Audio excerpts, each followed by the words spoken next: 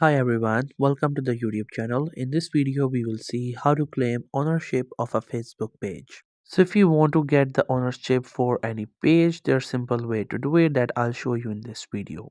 So first you have to just go to your Meta Business Suite and make sure you're logged in with your Facebook account and you have those pages that you would like to get claim of its ownership. Once you're in the Business Meta Suite, you will see different options. From the left side, you have to make sure that you have selected this settings option and you're here. Now in accounts, you will see we have this option which is pages. You have to click onto this one. Then after that, on the right side, you will see we have the icon of ad. Click onto it and then click onto this first option. Once you tap onto it, you will get here.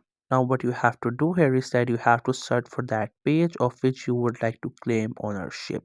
Just simply type its name here and after that from the results you have to click onto it and then click on next, and then after that you have to click on the next.